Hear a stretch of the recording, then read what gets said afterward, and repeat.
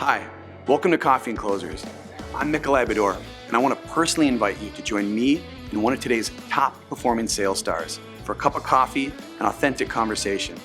And our collective goal is that you will walk away with tangible knowledge that you can apply to your sales efforts today. Are you ready?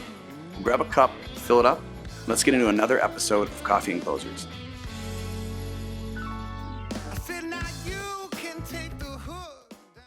You know what I love about this job?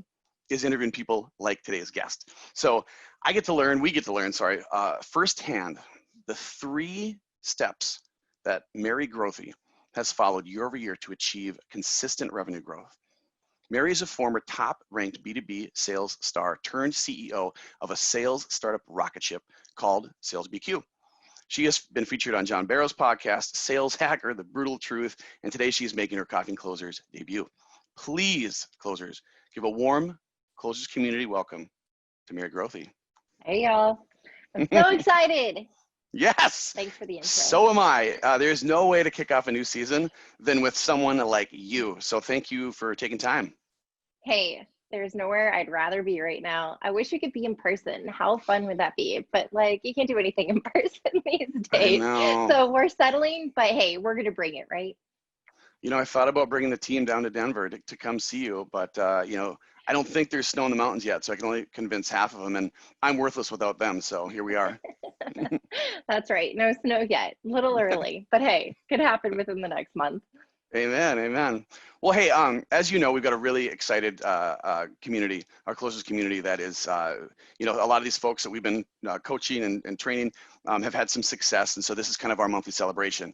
But you're a rock star seller turned CEO, and you're coming off an amazing HubSpot inbound performance, if you will. Tell us your story and what sales means to you. Whew, yeah, so I was born and raised. I'm just kidding. I mean, we can do that if you want, but I don't think we have that much time. I'm from Northwest Indiana, and I grew up in the performing arts. I think that that's a benefit because I'm not afraid to be on stage. And I think a lot of sales is being on stage, and it's showing up. It's your presentation style. It's the conviction. It's the ability to transfer the enthusiasm from you as a salesperson to the buyer. John Barrows told me that, FYI, and he learned it from somebody else. So he technically said, by the 3rd degree, I could probably just use it, but I always want to give credit where credit's due. But I grew up in the performing arts, and I would say that that's a great trait for me. But then it transferred. I also had kind of a rough childhood. And so I've been fully supporting myself since I was 16 and been completely on my own. And what that helped me with are survival skills and being able to be good with money, to make plans, to be very organized and constructive with my time. I'm able to see out and plan into the future. I just feel like being forced to learn how to keep my head above water and stay afloat and to make something of myself in this world when I really didn't have a lot of resources and support. Also think there's a lot of similarities to sales in that, learning just how to be resourceful, not giving up, persevering, pushing through. But anyway, I interviewed with a company when I was 22. I didn't have any professional experience. I had dropped out of college, and they brought me on as an admin at $13 an hour. I got to support the mid-market sales team. Come to find out, it was the #1 sales team in the country with the #1 sales manager, and he became my mentor for 2 years. I felt like I got an MBA before I ever sold anything, and I was clamoring for a spot on that team, to which they gave it to me when I was 24. And I knew I couldn't disappoint. I had to put my head down. I had to perform. There were a lot of people that said I couldn't do it. I channeled that. I became the #1 rep, and I ended up selling $758,000 on a $150,000 quota in my first year. And my second year, they cut my territory in half. They doubled my quota, asked me to train reps and managers across the country. And I loved it. I loved every minute of it because I was not only able to serve my peers, but I was able to continue to serve clients, and I sold $850,000 the second year. I left my 3rd year of sales, my 5th year of the company, became that entrepreneur. I had that little fire inside of me, feeling like I'm really great at selling payroll, but I'm not sure it was what I was put on the planet to do. And I took an equity position in a startup. I helped quadruple revenue over 7 months. I just said, I want to do this for a living. became a business strategist, did that for 3 years, helped startups and entrepreneurs get to their first dollar of profit in set per scale. And unfortunately, I was young. I didn't know how to price my services. I wasn't a great negotiator. And on behalf of myself, I didn't know my worth. I didn't know what I was bringing to the table, a lot of things to learn. And I ended up becoming what I call a starving entrepreneur. So I went back to that payroll and HR company, sold for 3 more years, sold millions, broke records. And then I said, you know what, that entrepreneurial fire inside of me is not going anywhere. Yeah. I'm destined to do something bigger. And I started Sales BQ. We're in our 3rd year now and just crushing it. That is so awesome. Tell us about Sales BQ real quick before I have so many questions for you, and I need to be selfless versus selfish, because for those listening live, we're going to break out, so they want their turn too. But tell us a little bit about it. Yeah, well, we've evolved. So quick story here. We first started out like, look, I'm a great salesperson. That's amazing. Like I love the path that I took as a salesperson. I absolutely love the profession. I started Sales BQ. My goal, my mission was to help CEOs that were small, like 1 to 3 million, that were breaching away from them doing sales and hiring their first sales person. I wanted to solve that problem for them. And I wanted to help them train up a rock star and be set free for all revenue woes. Well, we did well, but that was a big, tall order. And what I found is that in today's day and age, one rock star salesperson doesn't solve your revenue problems. You actually have to build a revenue machine. And so now we've evolved. So we're full service end to end. We're staff augmentation, if you will. So hear me out. We've gone up market a little bit too. We find a CEO that's between 5 and 20, 30, 40, I don't know, 50 million on the high end. They're struggling. They've plateaued in revenue growth. They got to a certain point and they can't get to the next point and they have no idea why. Well, the team potentially that got them to that point in the systems and processes are not the same ones that are going to get them to the next point of scale. So my team comes in, we go in for 12 months and we go on contract. I give them a VP of marketing, a VP of revenue, and a VP of rev ops, which we all know is the technology layer and the operational workflow of the life cycle of the customer. And we transform their revenue engine from start to finish in one holistic strategy, everything for marketing, everything for sales, customer success, and rev ops. We will 2x, 3x, 4x that revenue within a year and build them a sustainable long-term inbound marketing funnel with qualified buyers who have intent to purchase, that then the salespeople show up to the dream sales role where they just qualify, do great discovery. We train them to be amazing in the sales conversation and presenters, close the deal. And then that lifeline through customer success, with renewals, upsell, revenue expansion, retention, et cetera. But that's our team. That's what we do. And I'm so proud. I mean, we have 12 people right now, soon to be 14 on my team that are some of the most talented and amazing people I've ever met. I'm just so honored I get to work with them every day. I love that. I love that. I love that. I love that. That's so amazing that you put that together. We play a part in a process similar, but just to hear your full end-to-end story is great, and have a rock star leading it is the world needs more of you. So with that, so the theme of this, this episode is 3 steps to 7-figure growth. I know it's been 8, I know it's been more, but 7 figures seems to be the big buzz number right now, so we're gonna stick with it. Could you tell us a little bit about that and maybe train us today on how to run it? Yeah. Oh man. Be my pleasure to do so. How do you get to 7-figure sales? Well, there's 3 steps that I've done personally, and we've helped hundreds of people do. So I'm hoping that there's some credibility behind that, because whenever you're listening to something like this, it's like, does it work? Where's the proof in the pudding? Like, it works every time. So follow me through this. Step number 1 is you have to know your numbers, and you have to actually plan to figure out how to get to that 7-figure mark. So sales can't be just show up and wing it and see what happens. And that sounds silly, but that's what a lot of salespeople are doing. Even a lot of CEOs and entrepreneurs that have smaller companies, they don't have a rhyme or reason or a mathematical equation to get to that number.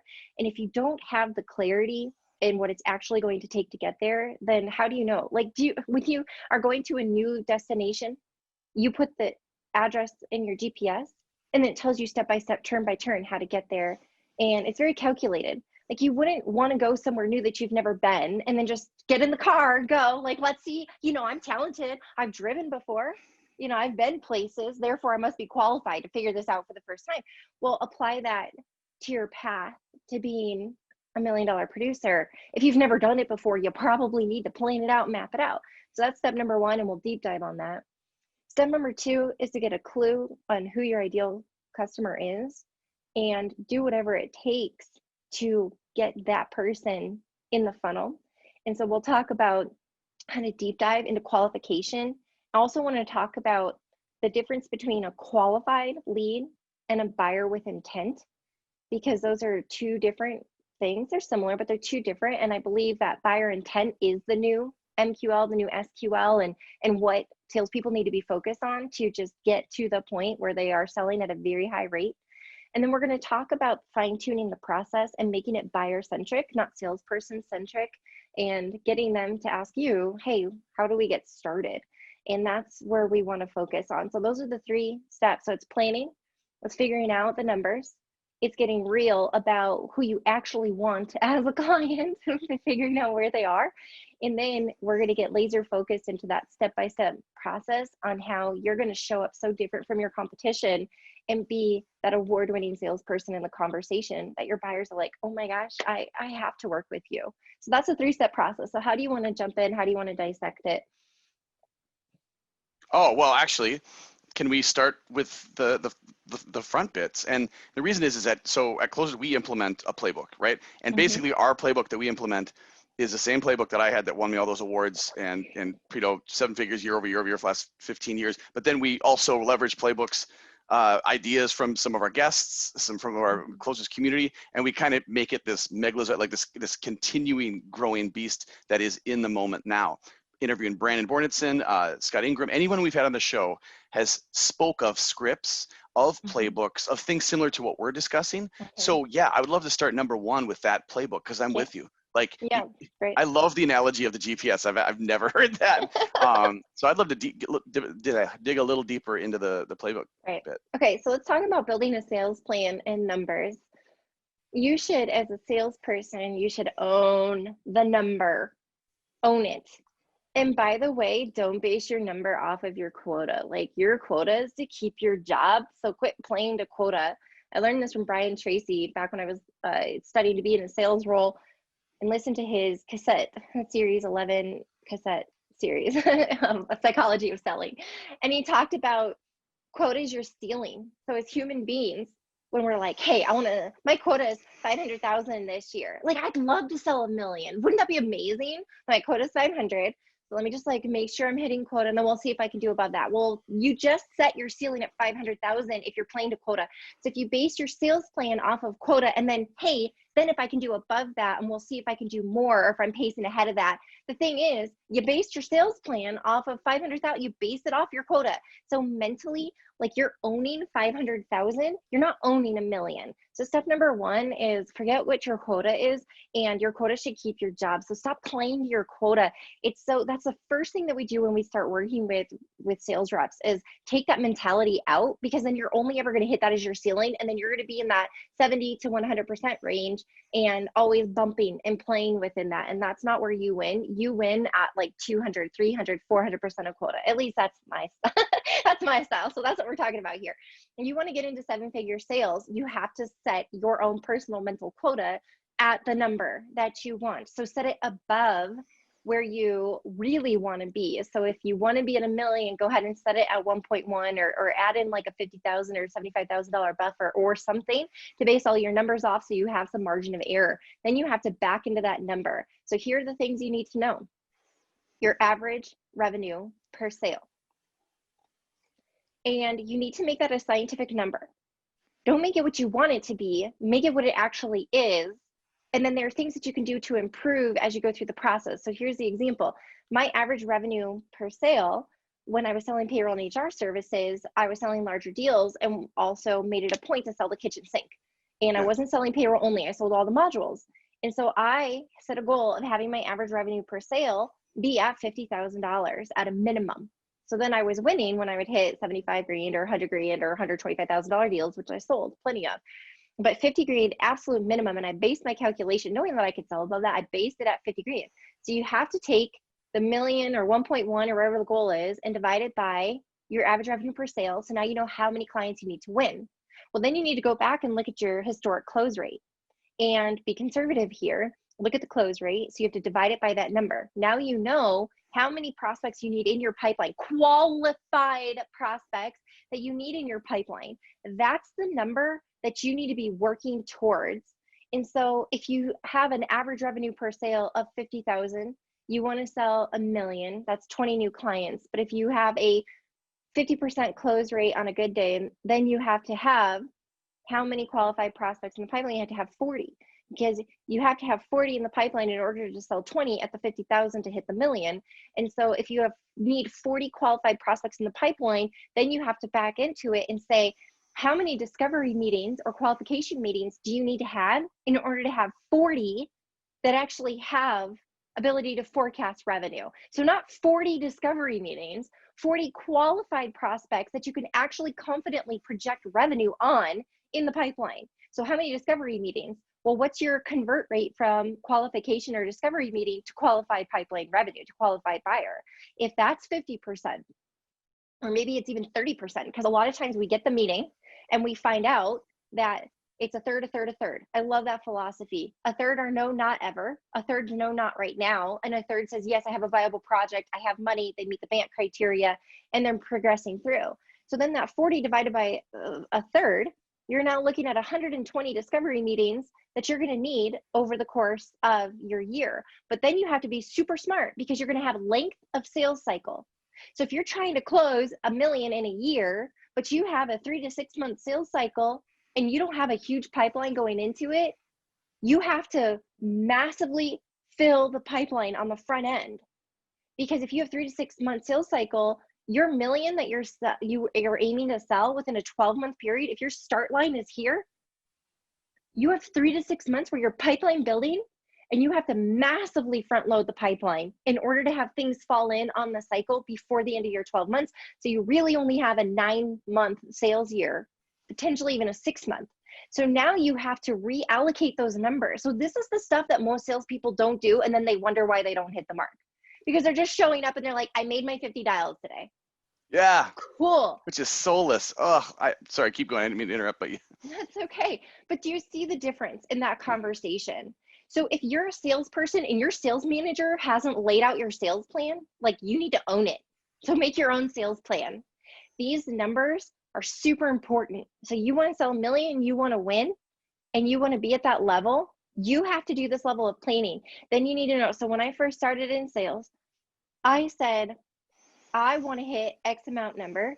And so I looked at the metrics and I'm like, oh my gosh, I have to have 12 meetings a week in order to achieve that. Okay, well, what activity do I need to do to have 12 meetings? And then when I started out and started to realize I wasn't going to hit 12 by just doing email and phone, I was like, crap. Okay, guess what I did? I started a webinar. Then I started using social media. I was one of the first people to start using social media to get appointments. Then I built a network of referral partners. So people that sold to the exact same person I wanted to sell to with a non-competing product. I became their best friends. And we exchanged lists, and I had referral partners helping me fill my pipeline. Then I was big on networking events.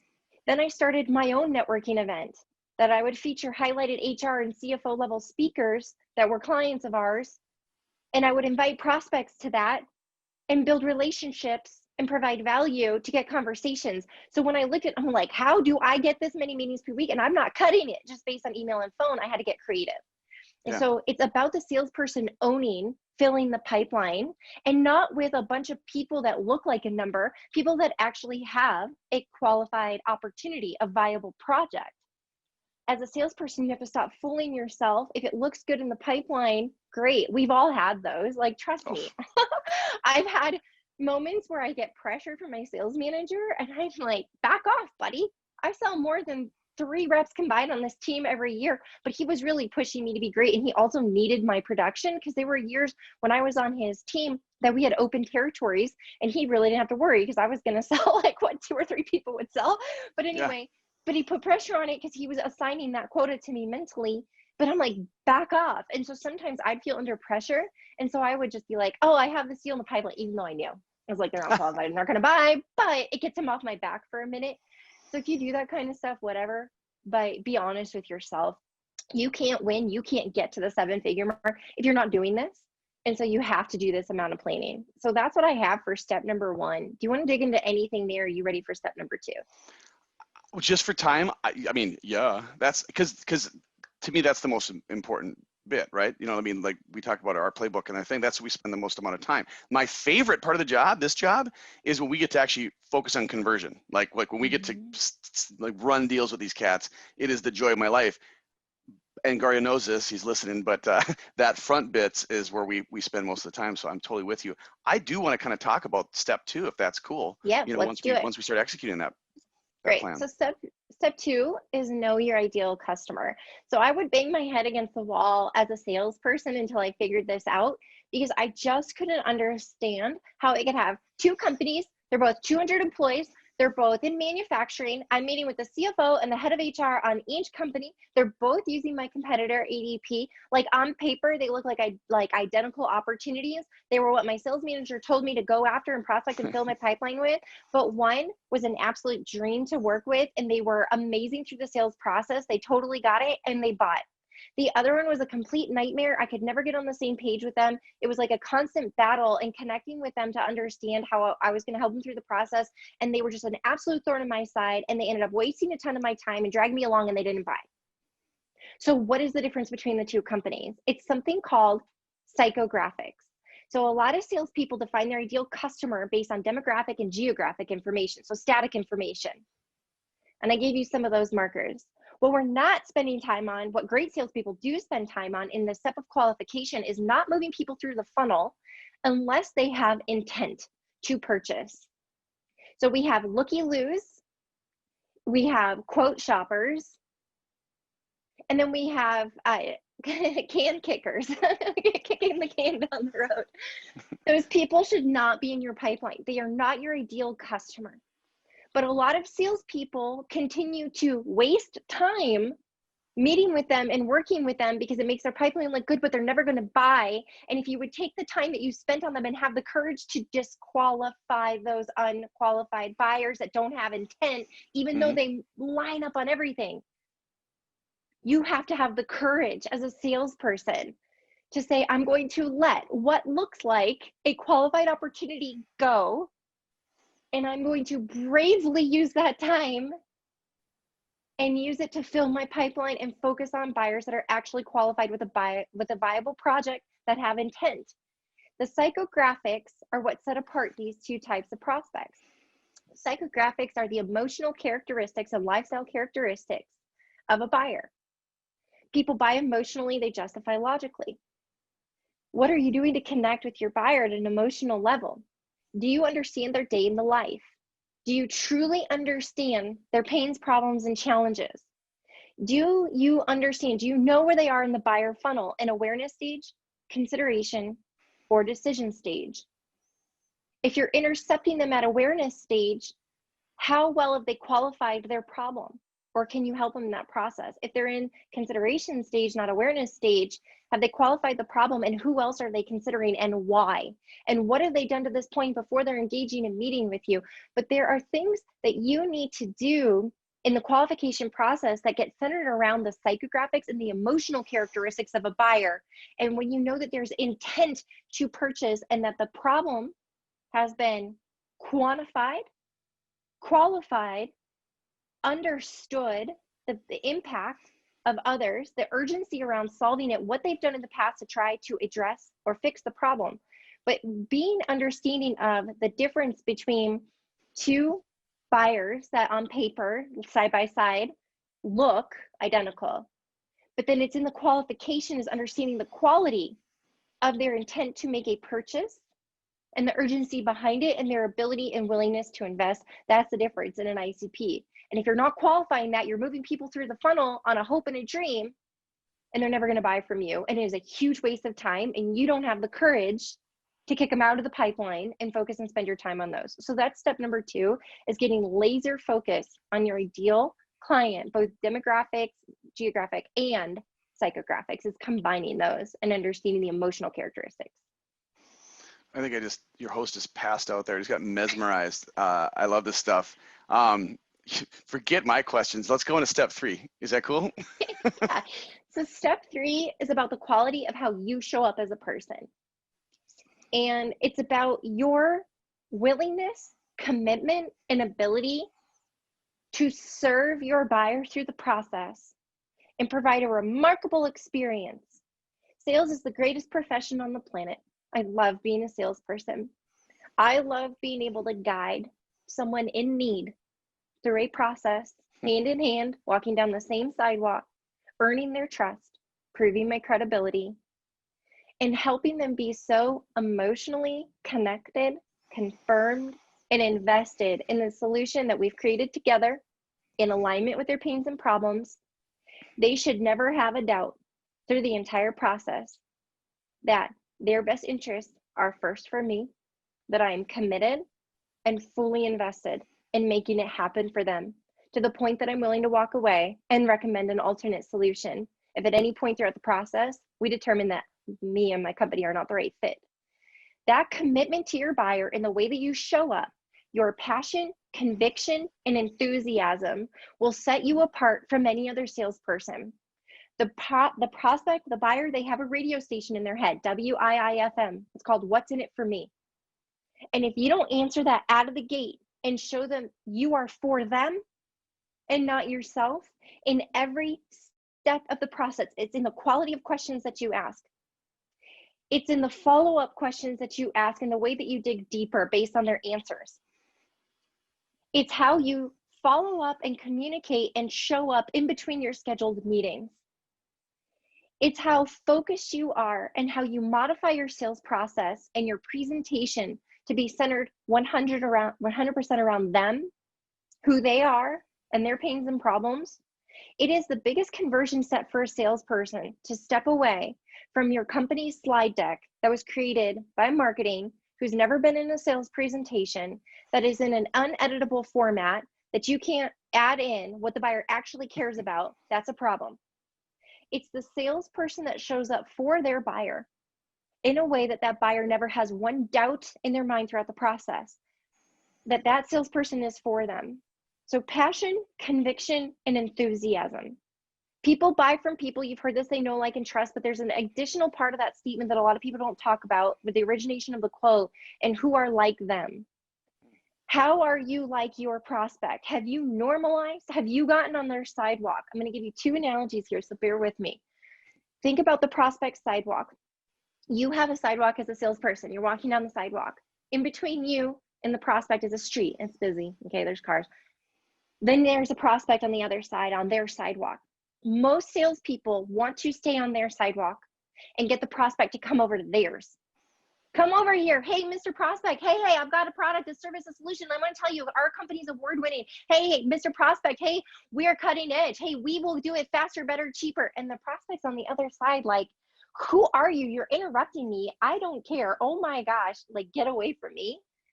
That's traditional sales. But if you take the time to cross the busy street, take the risk to meet them on their sidewalk and start a relationship, walking down that sidewalk, the goal is to meet them where they are, bring them an immense amount of value, walk them down, hold their hand, walk them to the edge of your sidewalk, and do that together to where you get to the outcome is. But if you're not meeting them where they are and earning that trust and building a relationship and showing so much value where they trust you to hold your hand and walk across that busy street, and they're not going to get run over because they trust you that much and they are feeling that protected and taken care of by you, you get them to that point, that's where sales mastery is. That's where your close rate goes through the roof. That's where people are like, when can we get started? You get me, you understand me. No other company or salesperson took the time to invest in me to show me this amount of value. You understand. And prospect sidewalk is key. Then the last thing is when you think about passion, conviction, and enthusiasm. People don't want to buy from mediocre salespeople, dry salespeople that are monotone, that don't take the time to show an emotional investment and connection, that don't adjust and pivot based on the buyer's personality style, based on the communication and the language, the word choice, the speed, the tone, the pace. They don't adjust. And those salespeople, if you don't make that connection with your buyer through passion, They need to physically see that you are emotionally invested in solving their problem. Then the conviction step is where they walk away with no doubt in their mind, because you are a brilliant salesperson. You can build a use case and a scenario to show them the ROI, how the specific problem is solved, how you're bringing them value, how your product or service matches all their pains, problems, and challenges and solves that. The conviction comes through third-party case studies, testimonials, and your ability to articulate. The enthusiasm phase is when your enthusiasm, your passion transfers from you to the buyer. And they are so convinced that you are the solution to their problem that they're like, how do we get started? And that's the enthusiasm, the enthusiastic step that needs to transfer at the very end to where they're like, yes, let's do this. So it's the PCE. But that step 3 is all about showing up completely different than your competition, offering an experience with the buyer that your competition can't even come close. They're like, there's no doubt in my mind who I'm doing business with, but you have to create the experience. And if you're not doing that, you're not setting yourself up to have the close rate that you need to in order to hit that 7-figure mark. All right, we're having you back because I hate this 30-minute limit, but the numbers show we got to stick to it. Dang it. I think you're going to break our networking rooms, by the way. I think that everyone's going to like the boat's just going to be like, Mary. So for those that are joining us live, stick around. Networking will begin in a hot minute. For those of you that are listening on our podcast, I feel sorry for you because this ends after this question. But you can rewind it and listen over and over again. I know I will be. Anyway, one last question, because there's so many things that I want to unpack that you just covered, specifically the marketing. We have a couple other shows. We're going to have you back on one of them because this is too short-lived. Here's a question, though, because a lot of our closers community members, a lot of our people that work with us are new to sales, mainly in a founder role. Do you know what I mean? A lot of them are founders, a lot of them are new to sales, or they're just stalled like you discussed. But right now, let's focus on the founders because you are one. Sales is challenging for many of the folks that we coach because they're really bright at building stuff, or they've invented something, or they're great at service. But when it comes to sales, it scares them, and failure is part of the process. What inspiration, as we end this conversation, what inspiration can you give your fellow founders on what failure is, how it's part of the process, and how to get back up and keep going? Yeah, well, it is part of the process. It's expected. You should plan on iterating 100 times in your first 2 years in business. The businesses that survive that 2-year mark are the ones that are willing to be like, well, that didn't work. Okay, iteration, here we go. You have to have the bounce back factor, and you have to dissect and learn about what didn't go right. I think one of the reasons why we scaled as fast as we did is we listen to our customer. We are customer centric. We've been buyer centric since day one. I refuse to feel that I'm smarter than my buyer on what they need. What happens is if I get tunnel vision and I think this is what the world needs, this is what CEOs need, this is what founders need, that's who we serve. When I have that tunnel vision and I think I'm almighty and righteous and know everything, that's when we fail. What I have to do is say, I have a pretty decent idea of what you need, but let's have a conversation and qualify and understand so that we can actually iterate it and give you what you need. It's monitoring the data. So that's how we've evolved and why we've evolved and why we look so different at the end of our 3rd year as we did when we first started. So to founders who are feeling like, well, that didn't work. Well, I just fell flat on that. Well, we obviously just lost our biggest customer, or whatever's happening, you need to go and dissect it. So opinions are valuable, but data is priceless. And you have to bring in the math and the science and look at what is working, what's not working. You have to look at it as a machine, as an engine. You have to alter parts. You have to alter things and say, let's try this and go back out. Let's have a conversation and see if we can pivot here. But if you're not iterating and you're not evolving and you're just so stuck in like, I think this is what it is, and you're just failure after failure after failure, you're probably not selling the right product or service. You're probably not going to market the right way. You probably can't articulate your story in your buyer's language, and you have founder's language, which is usually super confusing to the person that actually buys it. So you have to figure out how to translate that. There's probably so many things packed into that. And I realize we don't have an hour for me to answer this question, but my encouragement is to analyze. Opinions are valuable. Data is priceless. Figure it out. Get back up. Iterate. Talk to your customer. Interview the person at multiples that you want to be buying from you, that target audience, and figure out what they want. and then adapt and do what they say. Because I promise you, selling what the buyer actually wants is the easiest way to more close business. Amen. If that's not a soundbite, I don't know what is. Mary, thank you so much for bestowing your knowledge and taking time to, celebrate this art and science we call sales, to educate our closers community. And, thank you so much. So for those who are joining us live, we're going to kick over to the networking bits in a minute here. If you're listening at home, please check out closersmedia.com for more on us and more episodes. It's going to be tough to beat this one. And then Sales BQ, make sure you absolutely look up Sales BQ, get to know Mary. She speaks all over the place. She's fantastic. This is just a sample taste of the knowledge that she bestows upon her clients. So make sure you check her out. All right, closers, we'll see you next month. Till then, happy Q4 and happy selling. Cheers. All right, so what do we think? What'd you learn? Well, if you like that, check out Coffee&Closers.com for upcoming episodes, recordings, and more. And don't forget to check out our sponsors. Each one has been hand-selected. They are best in class. Until next time, we'll see you at the next Coffee and Closers. Cheers. Live, come on, live a life we love. Gotta live, I said live a life we love.